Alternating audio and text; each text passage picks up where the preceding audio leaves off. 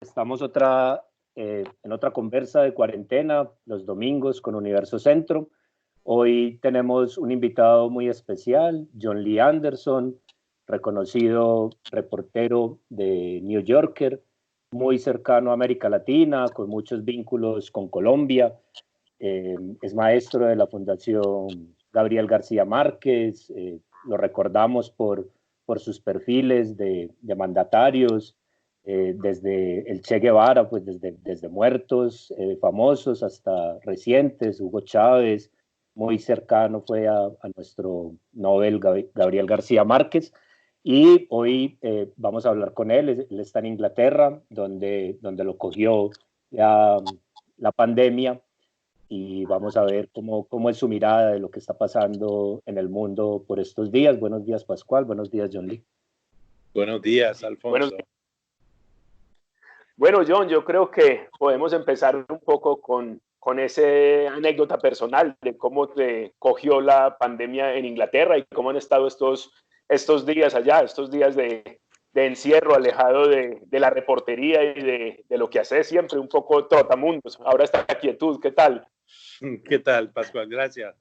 Pues sí, mira, se me pilló aquí en casa, donde normalmente suelo estar máximo unos 2 o 3 semanas. Y yo estaba sacando el cálculo el otro día, que creo que es lo que más he estado en un sitio en 17 años. Y la última vez fue por romper unas costillas y tuve que quedar en casa 2 meses. Esto es ya casi 3. Pero la verdad es que he gozado un poco de estar en un solo sitio sin tener que subir avión constantemente. Me ha servido para escribir mucho y también caminar mucho, como aquí la cuarentena en Inglaterra te permitían una salida al día para ejercicio. Yo, que vivo en un pueblito a casi 4 horas de Inglaterra en el litoral marítimo, lo aproveché para salir al campo y pues para no aburrirme caminar encima de los acantilados. Así que, pero sí estoy escribiendo mucho, la verdad sí, reporteando poco. Esto de reportería virtual me es extraño y bastante tedioso, pero he intentado seguir incidiendo en temas de mi interés actual, como es la situación en Brasil, en Venezuela, en América Central, en Amazonía, y he hecho algunos blogs, crónicas un poco secas, eso sí, ¿no? Relativamente cortas. He completado una crónica que yo había reporteado antes en Bolivia, después de la caída de Evo Morales, ¿no? Y he escrito un par de memorias a petición de mis editores, de algunas de mis aventuras o mis aventuras de juventud que eventualmente publicarán en la revista. Sí. Pues más allá de eso, obviamente observando la pandemia tanto de cerca como de lejos, como todos nosotros. Sí. Un poco, John, quería, Pascual, pues también para que quienes nos escuchen, nos contabas cómo era el ritmo tuyo, cómo había sido el ritmo entre diciembre, enero y febrero, los países que habías recorrido. O sea, generalmente tus reporterías incluyen viajes por muchos países y luego vas pues produciendo los textos. Entonces nos contabas pues un poco cómo fueron esos 2 meses antes de la pandemia y luego miramos cómo ha sido el después. Claro, sí, con gusto. En diciembre viajé a México para entrevistarme con el Evo Morales, el expresidente de Bolivia, a unas semanas de su caída del poder. Lo había entrevistado por teléfono a los 2 días de su llegada al exilio y luego un par de semanas después llegué y hablamos en persona, así como con su vicepresidente García Linera. Después de tener estas entrevistas ya con sus ópticas, ¿no?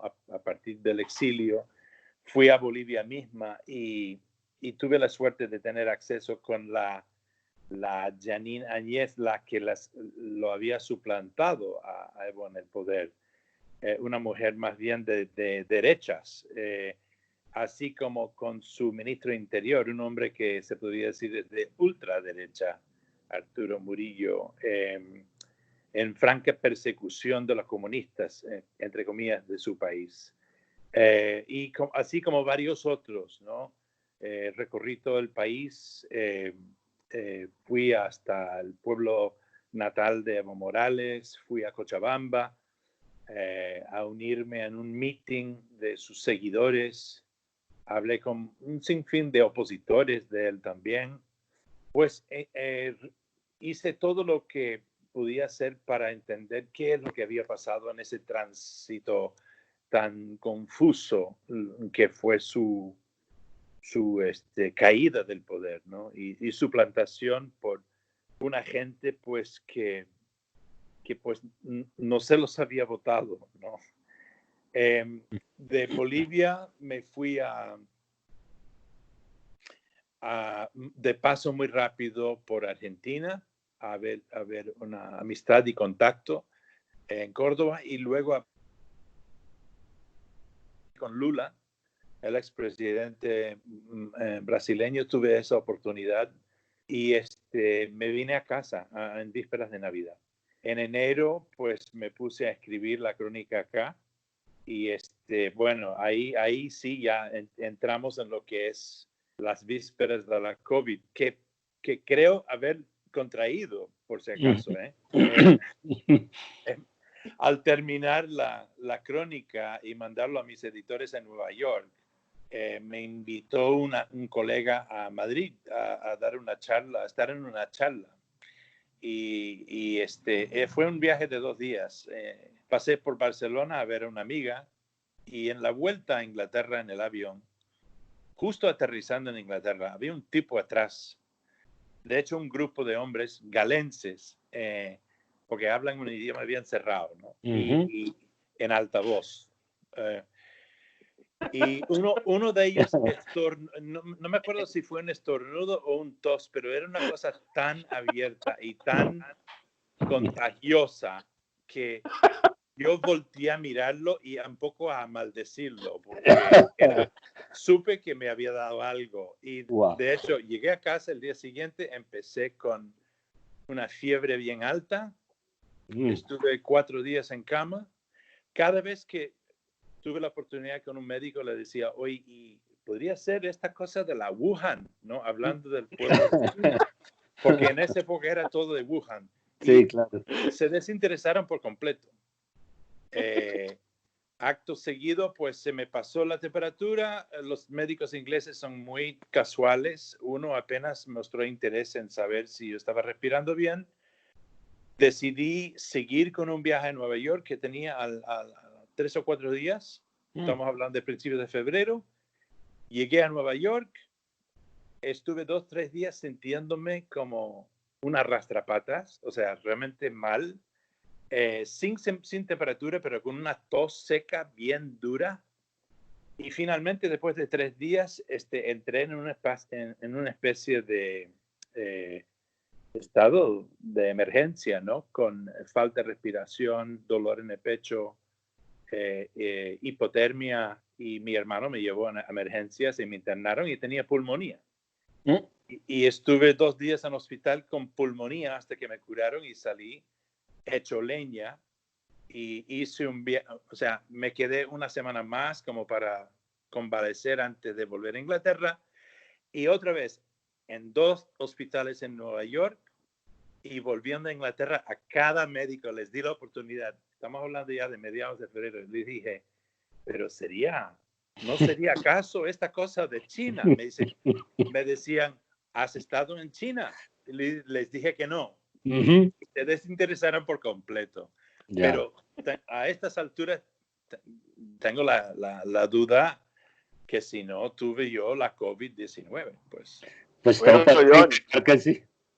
¿Ah? Fuiste uno de los pacientes que regó eso por Nueva York, eso sí parece claro. Solo espero supongo que todos los otros ya pasajeros tenemos en el avión fueron republicanos, ¿qué te digo, no? Supongo que ya tenemos una primicia, Pascual, de las memorias de John Lee, ¿no? Las memorias de confinamiento. Hablemos un poco de Inglaterra y de cómo se ha vivido allá. Inglaterra intentó marcar en un comienzo una manera distinta de tratar esto. Fue donde oímos primero la inmunidad de rebaño. Había una manera distinta a la manera europea de tratar el tema y muchos creímos que de pronto en un principio era por ahí y el gobierno de Boris Johnson echó para atrás un poco asustado con las consecuencias políticas que esto podía tener. ¿Cómo se vivió ese cambio en Inglaterra un poco? Pues fue muy curioso porque, digamos, yo vivo acá, pero no soy de acá, así que siempre lo veo como un forastero un poco, ¿no? Aunque me he adaptado a la forma de vivir aquí.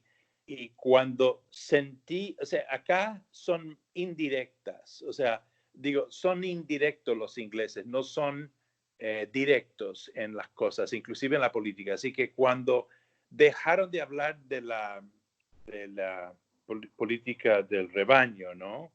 Inmunidad del rebaño, simplemente dejaron de hablarlo. No dijeron, hemos cambiado de política. Y yo inclusive pregunté a amigos y ellos se hicieron un poco los locos. O sea, los ingleses hacen las cosas en colectivo, aunque son críticos del primer ministro de turno. Es muy interesante. Yo sentí acá que se creó o se emanó, o se aglutinó una especie de colectividad que quizás es algo muy inglesa, muy propia de esta gente que son isleñas y hasta cierto punto ante las amenazas colectivas intentan o están acondicionados en responder como creen que hicieron durante el famoso Blitz de Hitler en los años 40, ¿no? Por supuesto que Johnson no se ha demostrado ser otro Churchill y se ha debilitado muchísimo por su propio comportamiento, ¿no? De tomarlo muy a la ligera, de no ir a los primeros 5 citas, reuniones de emergencia, perdón, de la crisis de la pandemia llamado Cobra. Él no asistió como primer ministro. Y finalmente apareció en uno de los primeros briefings o conferencias de esta crisis, como se hizo costumbre en muchos países, ¿no? De los presidentes y primeros ministros, y se jactó de haberse ido a un hospital con víctimas de la COVID y habérseles dado la mano y pensaba seguir haciéndolo. Acto seguido vimos que se había contraído la enfermedad y dentro de poco lo habían llevado a emergencias y estaba en cuidados intensivos y casi se muere. Desde entonces tenemos un Boris Johnson que después de como un mes reaparece en público, hace 2 semanas, muy debilitado físicamente y políticamente. Aunque nadie lo diga, él creo que le van a cobrar por su ligereza y su falta de liderazgo, ¿no? Que ha intentado recuperar dando orientaciones en torno a lo que es el seguimiento de la cuarentena y un poco en la actualidad, pues las medidas cautelosas de poco a poco abrir. Pero yo creo que por su propia enfermedad es más cauteloso que antes. Nunca el hombre ya no ríe. Antes solo reía de todo y ahora no ríe de nada. Entonces, o sea, aunque al lado de Trump es casi como Mahatma Gandhi en su populismo, ¿no? O sea, Trump es tan payaso que difícilmente uno le encuentra un par. Bolsonaro sería el que más le asemeja. Pero Boris Johnson, dentro de lo que es la idiosincrasia europea e inglesa, también lo es, ¿no? Es un populista, es un tipo que personalizó y ha personalizado la política y eso ha caído muy mal y son 36 o 37 mil víctimas ahora.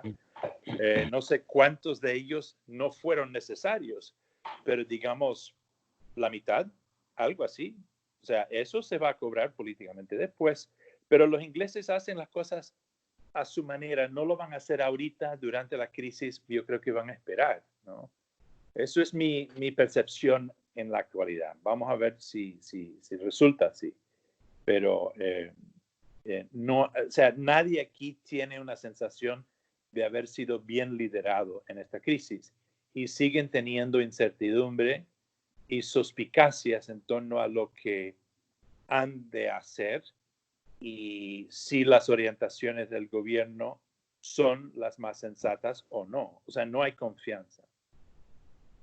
John, ¿cómo está en este momento Londres, digamos? Yo sé que vivís ahí como a unas 4 horas, pero la ciudad en este momento está a media máquina, sectores ya abren, restaurantes, ese tipo de cosas, ¿cómo están funcionando? No, restaurantes no. Bares y restaurantes van a ser lo último. En algunos países de Europa, como has visto, los españoles volvieron a abrir los restaurantes, terrazas, ¿no? Con distanciamiento social, pero no los interiores. Aquí todavía no. En el pueblo donde vivo hay unos cuantos restaurantitos y funcionan de manera de takeaway, ¿no? De entrega a casa. No todos, pero algunos ya más empiezan a hacer eso.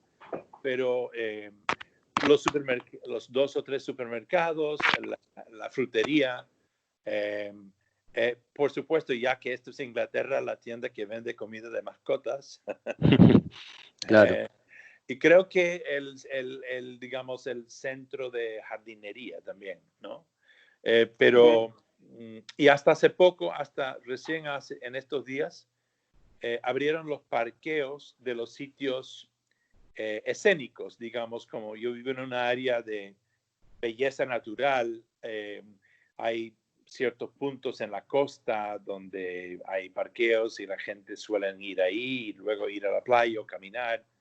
Estos los tuvieron cerrados durante más de un mes, pero ahora los han abierto, pero siempre con advertencias por radio y eso, a que, curioso, ¿no? Solo en Inglaterra dicen, pueden llegar, pero por favor no vengan.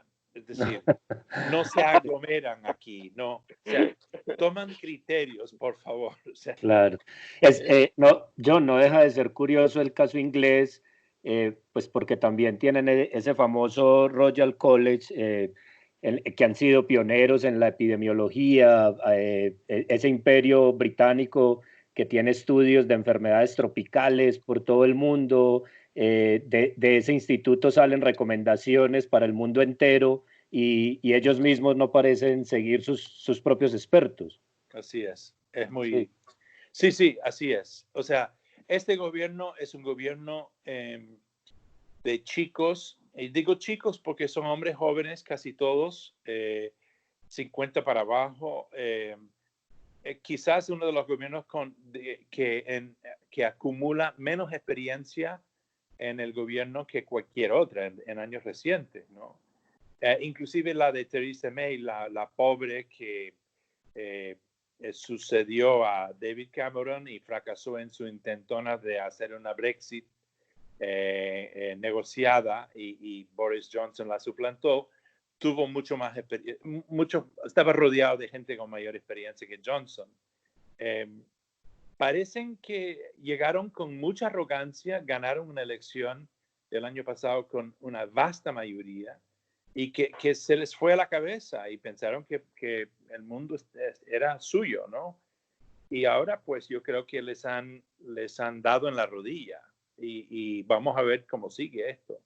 Porque efectivamente no desoyeron, así como Trump famosamente lo ha hecho, notoriamente lo ha hecho, hasta cierto punto lo han hecho aquí también, ¿no? Siempre con un poquito más de sutileza, pero sí lo han hecho aquí también. Han desoído, han tratado de hacer las cosas a su manera.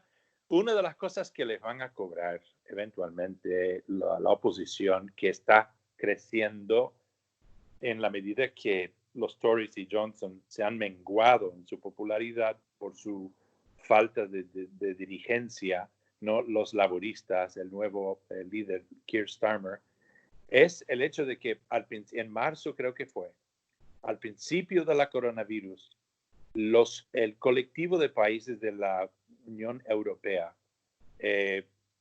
entró en una especie de negociación para comprar un montón de ventiladores. Y el gobierno de Johnson no entró. Así que a la semana, o sea, esto fue un poco a espaldas de la ciudadanía. Cuando pegó aquí y había insuficientes ventiladores y había desesperación alrededor de eso, se supo de que el gobierno de él pues no había entrado en esta negociación que habría posibilitado la compra en un precio mucho más bajo y de antemano de estos equipos de emergencia muy necesitados. Y la única razón, la única conclusión que uno puede tomar es por su política de Brexit. O sea, sacrificaron a no sé cuántos seres humanos a cambio de poder seguir en su política de que nosotros podemos hacerlo solos, nosotros somos los Brexiteers, no queremos nada con la Unión Europea. Y eso pues se les va a cobrar eventualmente, yo creo. Sí, hablemos, podemos pasar un poco, si querés, Johnny, y hablamos un poco de América Latina. Has mencionado varias veces a Bolsonaro y no sé si podemos empezar por ahí. Creo que es el presidente que ha tratado de la manera más extraña, más vulgar, más errática todo lo que está pasando. Tiene 2 ministros de salud ya por fuera, tiene un proceso por delante, tiene todos los líos del mundo. Dicen los reporteros que llora solo en el palacio en Brasilia. No sabe uno si está medio loco el hombre. Un poco tu visión de Bolsonaro y lo que está pasando en el Amazonas, que es bien grave. Incluso en el Amazonas colombiano, en Leticia, tenemos más de 1000 casos y tenemos el foco más difícil en este momento, el problema más grande. Pero bueno, comenzando por ahí, no creo que sea casualidad de que los países, exceptuando a México, con mayor índice de coronavirus son los países vecinos de Brasil.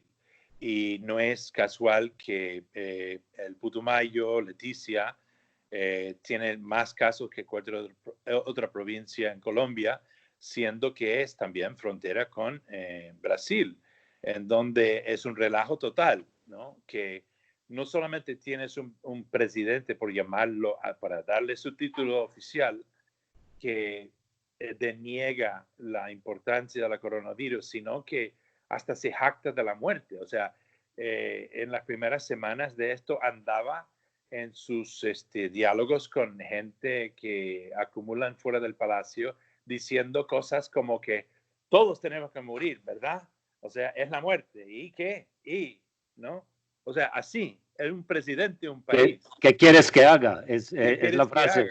Sí, sí, famoso. Bueno, eso fue, claro, después eso fue uno de los últimos. O sea, un desdén, una falta de liderazgo y emulando mucho a Trump, que realmente es su modelo, ¿no?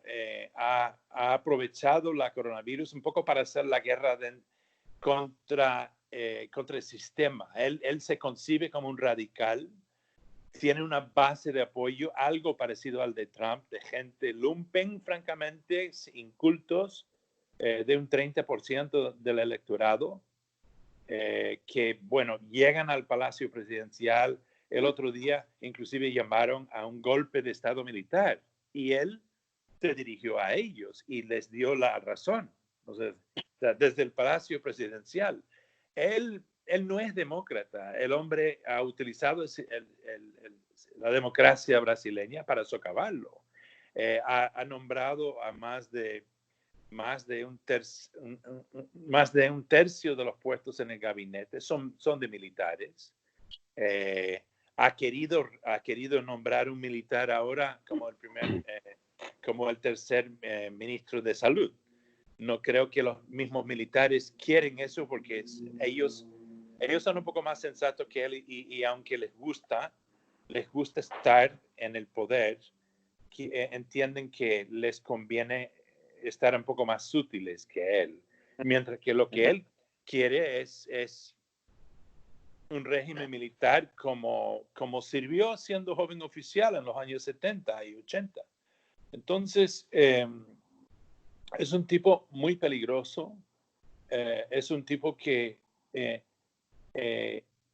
pero muy empeñado en hacer dos cosas. Uno, romper la espalda de los indígenas en su país. El primer día que juró como presidente, él empezó con políticas, con leyes, buscando básicamente fundir las instituciones que protegían o avalaban o asesoraban a la población indígena de su país en sus reservas, porque lo que quiere es conseguir esas tierras, que son unos 13% de la tierra brasileña. Justo antes de la coronavirus, presentó una ley famosa que busca seguir presentando, que permitiría la introducción de actividad económica fuerte, hidroeléctricas, minería y maderera y agribusiness, ¿no? Dentro de las reservas indígenas, que actualmente es ilegal.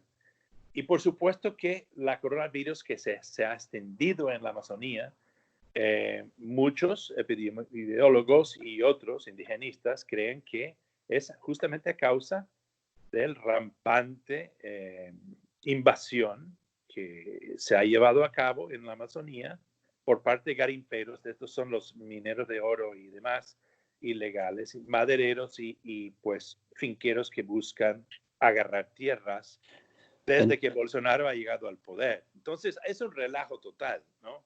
Es un relajo total, y lo único que se puede esperar ahora es que por tanto desmadre que ha armado, pues que le hagan un impeachment y votan para afuera. ¿Crees que eso es posible? Porque algunos lo están pidiendo que renuncie en Brasil, otros dicen que es muy difícil. Pues la salida de Sergio Moro, su ministro, y haberse convertido en su principal acusador lo debilita más. ¿Crees que es posible que ese juicio avance o que incluso una renuncia, una salida, porque ha perdido también apoyo? ¿Crees posible una salida de Bolsonaro, no completar su periodo? Sí, mira, sí, yo creo. Yo no puedo predecir si saldrá por impeachment o renuncia, pero yo creo que es con Moro, con las acusaciones de Moro y la aparición de un audio la semana pasada, por lo cual pues salió Moro, ¿no? Es que Bolsonaro manda para afuera el director de la Policía Federal porque no gustaba de que había investigaciones en sus propios hijos y quería nombrar a alguien que impediría esas investigaciones por su conducta criminal. Es que la familia de Bolsonaro es mafiosa. Cualquier carioca te lo diga. O sea, en Río de Janeiro es muy como Nápoles, ¿no? En Italia. Y los chicos de Bolsonaro están muy metidos y con milicias, que son estas agrupaciones, bueno, en Colombia serían conocidos como escuadrones de la muerte, ¿no? O la parapolítica. Pero son milicias, generalmente ex policías o militares, que son sicarios y forman bandas, compiten con los narcotraficantes para controlar favelas, suministro de gas, de transporte, de todo. Son mafias armadas que controlan territorio dentro de la ciudad, y los chicos de Bolsonaro y Bolsonaro mismo tienen demasiados vínculos con estos tipos. Han aparecido fotos con ellos y Bolsonaro mismo posándose muy amigable con algunos de estos miembros de las milicias, ¿no? De las paramilitares. Y uno de los casos tiene que ver con eso. Yo creo que al indagar un poquito van a encontrar que la familia de Bolsonaro son algo así como la familia de los Corleone, ¿no? Pero más burdo, y pues deberían estar en la cárcel y no en cargos públicos. Eso dejaría... No sé qué anduvo Sergio Moro con ellos durante año y medio, pero bueno, ahí está.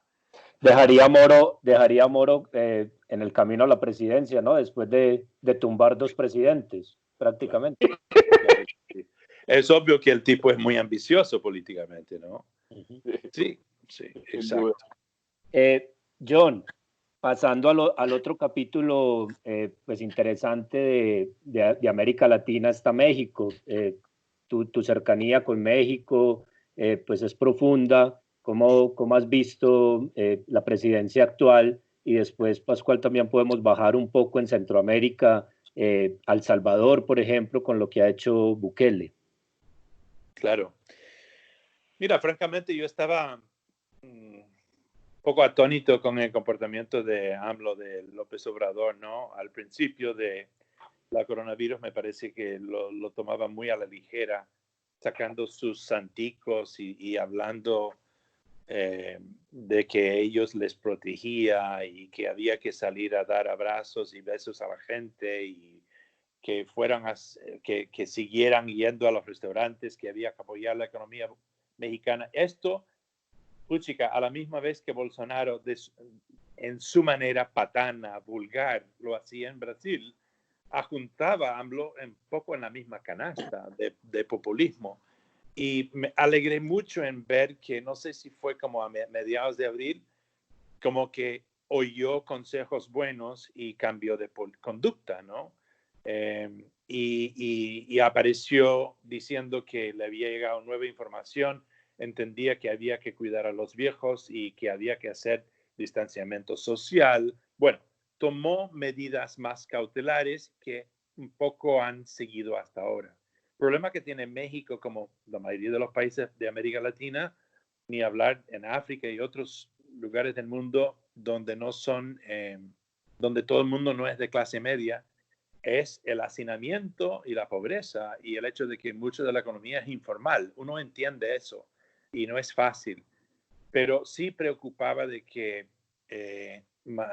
Andrés Manuel se comportara un poco como, no sé, Jalil Gibran o algo así, como un gurú del paz y amor, en lugar de tomarlo con seriedad, ¿no? Eso me sacaba un poco de quicio. Además, me saca un poco de quicio el hecho de que tiene una conferencia de prensa todos los días a las 7 de la mañana y eso me parece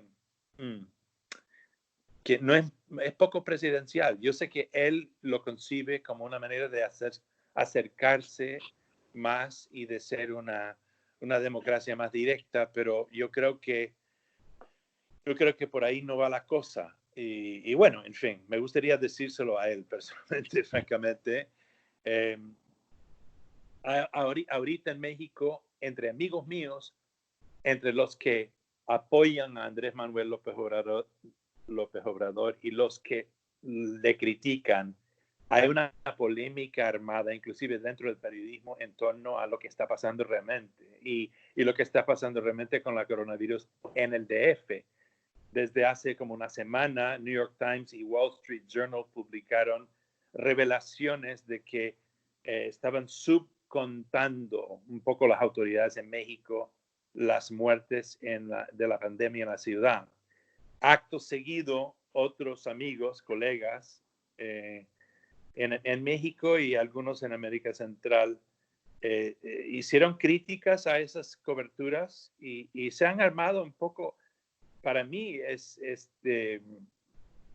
avergonzante un poco ver esto, porque al final esto es pugna entre periodistas. Deberíamos estar buscando la verdad, no haciendo pugnas en aras de quién gustamos en la política, ¿no? O sea, eso es la introducción de un discurso ideológico en lo que ha de ser la cobertura de noticias me preocupa. Y entonces, esto del populismo nuevo que estamos viendo que reemplaza a la izquierda en mucha América Latina, y yo no digo que los izquierdistas están haciendo populistas, en algunos casos sí, pero en general el populismo o la derecha se está suplantando a los gobiernos de izquierda cuando se les acaba. Vimos a Brasil, Bolsonaro en Brasil y ahora Bolivia, México. Hay un patrón de comportamiento que me preocupa, que es que surgen políticas y gobiernos muy personalistas, más allá de la institucionalidad, y casi todos están en contra de la libertad de expresión tal cual está manifestado en los medios y la prensa tradicional, ¿no? Y buscan llegar a la población a través de sus propios voceros, propias diapositivas, su propio Facebook, su propia conferencia de prensa. Y yo creo que estamos en una arena movediza que es preocupante. Y eso me tiene un poco chivado eso. ¿no? John, fuera de esos populismos, populismos un poco negacionistas del coronavirus, tenemos otro tipo de populismos, que son los populismos un poco extremos. Lo que está pasando con Bukele, lo que pasa en otros países de América Latina, que es simplemente vamos a cerrar y vamos a cerrar de una manera marcial, draconiana, y aquí se hace esto. Y Bukele llegó a decir, si te tengo que torcer la muñeca, pues te tuerzo la muñeca. Y si te tengo que encerrar durante 30 días con delincuentes para que cumpla la cuarentena, pues tienes que hacerlo. Creo que ahí también hay unos riesgos y los hemos vivido incluso en Colombia también, si se quiere. Ese riesgo de, como estamos salvando vidas, podemos apretar un poco y cerrar algunos derechos democráticos. Exactamente, Pascual, así es. Yo creo que en todo esto, o sea, es uno de los peores riesgos que hay, es en donde es en aras de argumentaciones de control de la pandemia, regímenes y gobiernos que han querido tener una mano más fuerte, lo logran, imponen. Inclusive, por ejemplo, esta cosa de los apps, de las diapositivas de rastrear, en algunos países de Europa van a implementar esto, ¿no? Islandia, por ejemplo, ahorita leí que quieren promover el turismo de nuevo. Al llegar ahí, vas a tener que tomar una prueba de que si tienes el coronavirus y luego bajar un app en tu teléfono para que te puedan seguir, como han hecho en China. Ahora, obviamente, teóricamente no hay ningún problema en eso y es una forma dentro de una democracia de asegurar el control de una pandemia para el bien de la población. Pero imagínense ese mismo sistema puesto en El Salvador o en Rusia o en cualquier otro lado, ya tú y yo y todos, o Colombia, donde hace poco pillaron el gobierno espiando una vez más en los periodistas, ¿no? Lo que ha hecho Bukele es muy característico de alguien que busca poderes caudillescas, ¿no? Que tiene mucha arrogancia, un carácter, una personalidad autoritaria y quiere imponerse a todo costa, ¿no? Sabemos esto de Bukele porque justo antes de la coronavirus lo demostró cuando trajo tropas al Congreso del país y intentó a la fuerza, amedrentando a los congresistas, obligarlos a firmar una ley que él quería, ¿no? Entonces un crédito, sabemos que le aprobaran un crédito, ¿no? ¿Cómo? Que le aprobaran un crédito, para eso llevó los militares al Congreso, para que el Congreso le aprobara un crédito. Para dar más armas a los militares. Y trajo los mismos militares al Congreso. Fue muy fuerte eso. No, hay gran desazón entre los amigos salvadoreños en este momento. Hay mucho temor y mucho recelo y con el comportamiento de Bukele. Y este Bukele sí, es un tipo interesante porque es como el autoritario postmoderno, ¿no? No es de izquierdas ni de derechas, aunque yo diría que es más de derechas que otra cosa. Pero lo que sí es autoritario. El autoritario con Instagram. Exacto. Que quizás sea lo peor que hay, ¿no? John, pues las consecuencias de esta pandemia se irán viendo y ahora estás pues en Londres, pero y tú eres californiano, pero como New Yorker, como neoyorquino de adopción, ¿cómo ves las próximas elecciones en Estados Unidos y esa figura de Trump que a veces uno no sabe si tiene tanto teflón para aguantar esos casi 90,000 muertos que tiene Estados Unidos ya? Pues ojalá que no, Alfonso. Ojalá que con esto vemos en la espalda de él de una vez, ¿no? Que es inaguantable verlo a él ahí día tras día con su mal comportamiento, es un cretino total, ¿no? Y se ha erigido un gobierno cretina. El canciller es otro cretino, Pompeo. El ministro de Justicia, Barr, es un delincuente. Son malandros. Y se lo digo, yo estoy utilizando muy cuidadosamente mi español, es decir, con tensión hasta flema inglesa. Es decir, si no estuviera aprendido esto, estaría con malas palabras, con palabrotas. La verdad es que no, es inconcebible que ese hombre esté en el poder. Y aunque, claro, muchos temen de que Joe Biden no tiene no sé, la energía o la vitalidad todavía para enfrentarlo y ganarlo, yo esperaría que sí. Mira, yo votaría un molusco para ganar a Donald Trump. Que Biden sea un poco senil, no me importa, ¿no? O sea, la verdad, yo creo que hay mucha gente así. Total, Reagan fue senil y total, mal gobernó durante 8 años. O sea, Sí. ¿qué más? ¿Qué más? Estoy bromeando un poco, pero la verdad que espero que Biden logra dentro de poco una aparición en su pantalla un poco más presidencial. Me gustaría verlo delante de una chimenea señorial, que luce un poquito presidencial en lugar de, no sé, en la estantería de su sótano, ¿no? ¿Me entiendes? Yeah. Porque Trump le lleva la ventaja ahí apareciendo en la Casa Blanca todos los días. Me gustaría ver que él nombra pronto su vicepresidenta. Ha dicho que será una mujer. En lo personal, creo que la Kamala Harris sería una buena opción porque es una mujer de color, es muy inteligente y emana vitalidad. Además, fue fiscal y desde la Casa Blanca me encantaría verla ir detrás de toda esta gente una vez que están fuera del poder. Creo que es más factible como vice que las demás, aunque yo no digo nada en contra de, por supuesto, de las demás. Pero John, ¿crees que el coronavirus va a tener cambios políticos, digamos, en esos estados que siempre votan de una manera o los estados que siempre están muy, muy competidos? ¿Crees que esto va a traer algún remesón a esa política o vamos a tener una elección muy parecida, muy reñida, peleada en esos puntos que siempre son los estados que pueden voltear hacia un lado o al otro? Mira, yo no me gusta la clara evidencia porque no me nace, pero creo que sí va a haber diferencias. Yo creo que Trump, por más que hace 3 años y medio algunos republicanos, inclusive tradicionalistas, lo votaron por sus razones, lo que sea.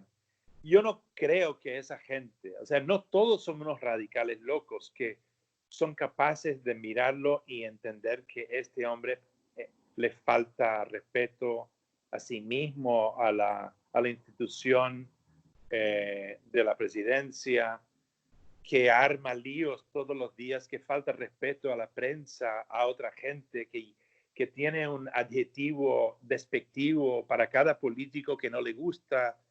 El va y viene de la Casa Blanca, las investigaciones que están montando contra sus opositores, las imágenes de manifestantes armados entrando en los capitolios de estados, inclusive como la de Michigan, que si le apoyó. Yo pregunto, un republicano del estirpe de los Bush, ¿acaso mira esas imágenes de hombres con bazooka entrando de forma agresiva al Capitolio norte del estado en Michigan y se sienten orgullosos? ¿Se sienten que el país está a salvo en manos de Trump? Yo no creo. Pero lo que creo que pasa es que la gente están avergonzados, ¿no? Y ellos van a hacer su voto en nulo o en contra de Trump dentro de la cabina secreta el día 4 de noviembre. Eso es lo que yo espero, de que van a entender que es el país de por medio ya. Otros 4 años de Trump, yo no creo que el país lo aguanta. Ha socavado las instituciones, ¿no? El Ministerio de Justicia ya no es el Ministerio de Justicia. El Departamento de Estado es un chiste. En fin, y hay varios más, ¿no? Que están a su servicio así como un país bananera, es una república bananera ya de Trump. Y otros 4 años no creo que aguanta. No creo que aguanta con un reemplazo en el poder y el repudio necesario de Trump y todo lo que ha significado. El país puede recuperarse y la institucionalidad puede recuperarse. Costará mucho para que Estados Unidos vuelva a tener una imagen digna de respeto en el mundo, pero al menos la institucionalidad se puede recuperar. Alfonso, no sé si para terminar un poco, ya llevamos 40 minutos largos, dejamos la política y hablamos un poquito de periodismo. Ayer con Alfonso, John, estábamos hablando también un poco de qué periodismo se hace en este momento, de qué riesgos pueden o deben correr los periodistas a la hora de salir a reporterear, porque vemos, por ejemplo, aquí mucha gente con temor de hacerlo y hay veces una especie de vacío en ciertos cubrimientos. Hablar un poco de ese riesgo que deben o tienen que asumir los periodistas, o si deben más bien quedarse y buscar esa reportería un poco seca de la que hablabas al comienzo.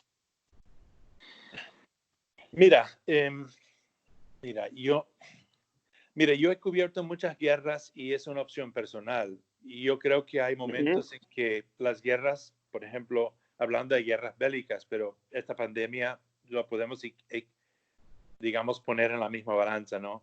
Quizás es una opción muy personal, no es para todos. Y creo que hay historias que son válidas para tomar riesgo y otras que no. O sea, si uno nada más está tratando de cumplir con un jefe que exige y que para vender algunos periódicos y a cambio te puedes morir o tener mucho riesgo, no creo que vale la pena, ¿no? No creo que es justo.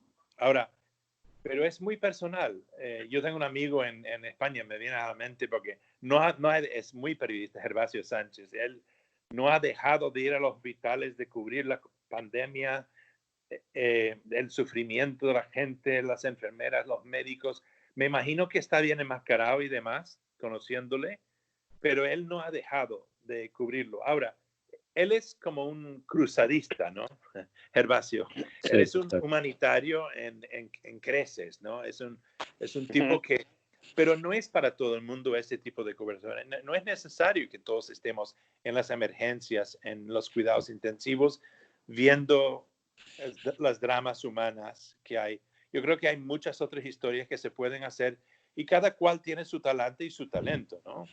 Algunos deberíamos estar detrás de los poderosos, de los políticos, de las decisiones que han hecho, de los parlamentarios, dentro del Ministerio de Salud, detrás del flujo de equipos para los hospitales. Yo creo que el periodismo global es lo más y comprensivo, digamos, es lo más importante en estos momentos, ¿no?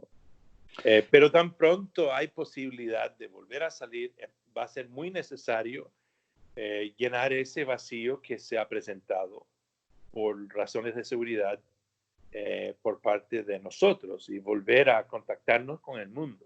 Hay muchos lugares en el mundo, hay muchos sectores de la sociedad, en muchos países que apenas sabemos de ello y es necesario ver cómo están, porque de aquí en adelante lo que va a haber también más allá de la pandemia es el ricochet económico, ¿no? Mucha gente van a estar en aprietos económicos y las cosas se pueden complicar bastante en ciertos países. En tu caso, John, pues sientes ganas de salir a hacer reportería. ¿Qué reportería tienes en mente para cuando puedas salir? Mira, sí, yo tenía pendiente un viaje al este de África y tan pronto pienso seguir. También quisiera volver a Brasil a hacer otra historia. Hice uno el año pasado sobre los mineros de oro en tierras de los indios Kayapó. Quisiera hacer otra cosa en la Amazonía brasileña. Me gustaría volver a Venezuela, me gustaría volver a México, me gustaría perfilar a Bukele, en fin. O sea, Yo tengo un montón de cosas que me gustaría reportear. Claro.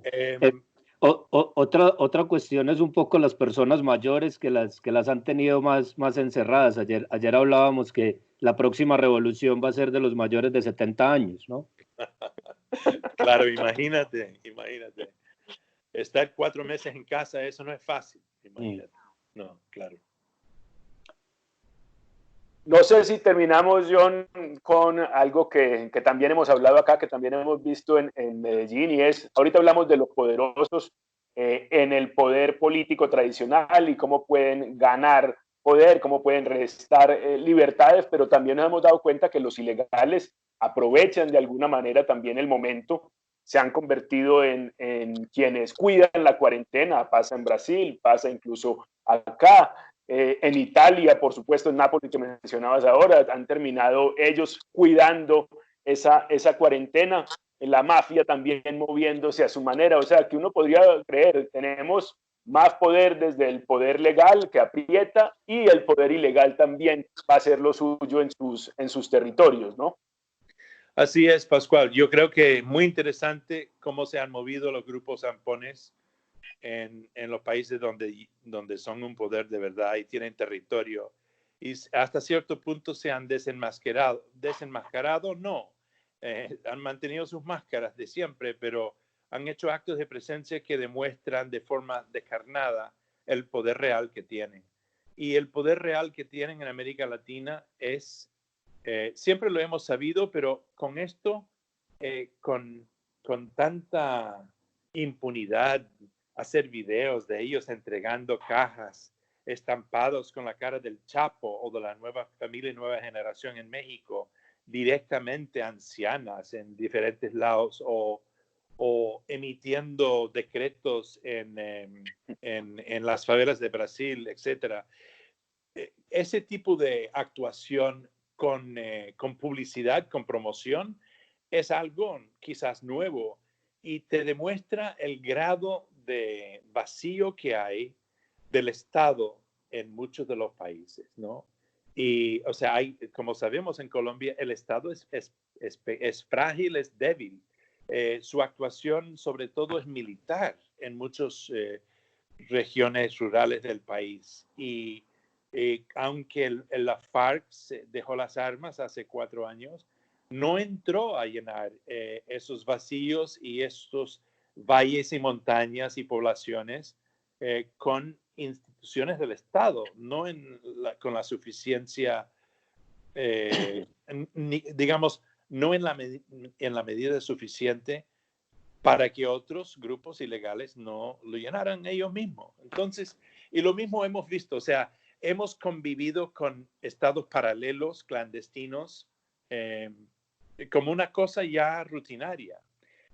Se ha creado una coexistencia con criminalidad que socava el Estado mismo y a veces comparte con el Estado el poder. Y eso es algo que creo que de aquí en adelante se tiene que mirar muy de cerca y quizás atender de forma con medidas de emergencia y planes de reajuste social y económico serios de aquí en adelante, porque no puede ser que grupos delincuentes estén en disputa abierta con estados. La única manera que lo pueden hacer es si el Estado mismo falta legitimidad. En el caso de Brasil hoy en día, para nada más hablar de Brasil, yo diría que sí, el Estado falta legitimidad.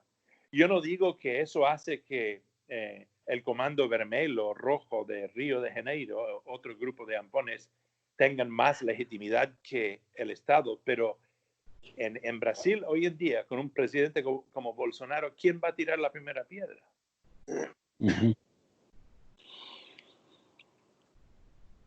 Bueno, Alfonso, hemos dado un recorrido largo. Hemos dado un recorrido desde Inglaterra a Estados Unidos, hablamos de Brasil, hablamos de Salvador, dejamos un poco quieta a Colombia, de la que hemos hablado permanentemente, pero ha sido un recorrido interesante y sabemos que John tiene los anticuerpos ya después de haber tenido su coronavirus. Creo que es con el primer inmune que hemos hablado en estas semanas Esperamos que sea inmune, ¿no? Claro que sí. John, no, muchas gracias por conversar con nosotros, por sacar tu tiempo y compartirnos tu mirada. Un abrazo enorme y que todo vaya mejorando. Igual, ambos. Muchas gracias. John, muchas gracias. Hasta luego. Feliz día. Hasta pronto. Chao. Chao.